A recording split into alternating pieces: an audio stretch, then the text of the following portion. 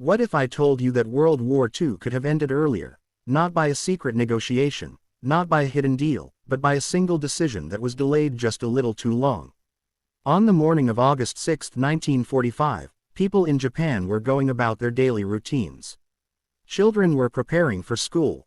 Shops were opening. The sky was calm. No alarms. No warnings. No one knew that history was about to split into before and after.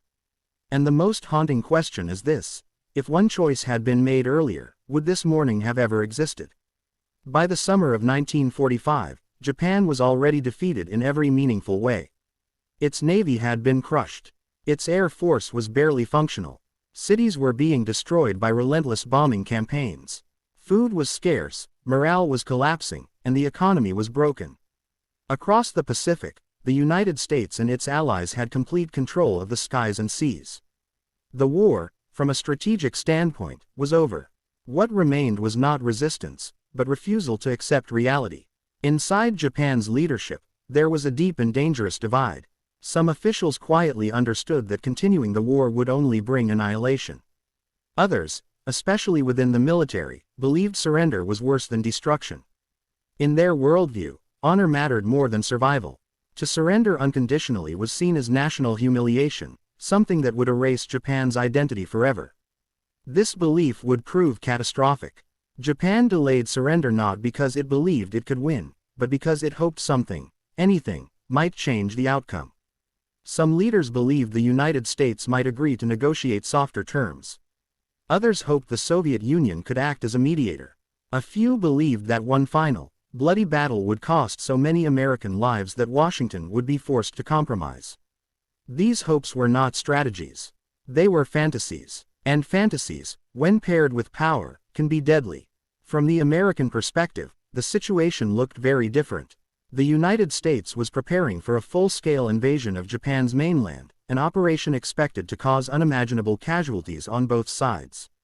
Military planners estimated that hundreds of thousands of American soldiers could die, while millions of Japanese civilians would likely be killed. For U.S. leadership, the pressure to end the war quickly was overwhelming. Every day the war continued meant more deaths, more suffering, and more instability. This is where the atomic bomb entered the equation. It was not viewed simply as a weapon, but as a way to force an immediate end to the war. A terrifying tool meant to prevent an even greater catastrophe. When the first atomic bomb was dropped on Hiroshima, it was intended to shock Japan into surrender. The destruction was unlike anything the world had ever seen. An entire city was erased in seconds. Human lives were reduced to shadows. Yet even after Hiroshima, Japan did not immediately surrender. This is the moment many people overlook. The government hesitated. Meetings dragged on. Military leaders argued that the damage, while severe, did not justify giving up. The delay continued, and in that delay, history hardened. Just 3 days later, a second atomic bomb fell on Nagasaki. By then, the situation had become undeniable.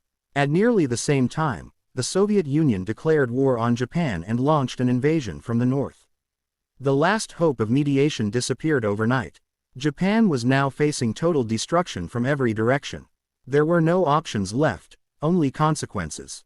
Finally, Emperor Hirohito intervened.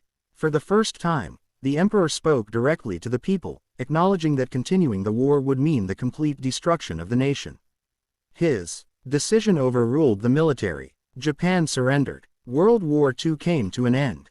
The mistake Japan made was not losing the war. The mistake was waiting too long to admit it was already lost.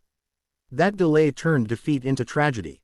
If surrender had come weeks earlier, the atomic bombs might never have been used. Hundreds of thousands of civilians might have lived.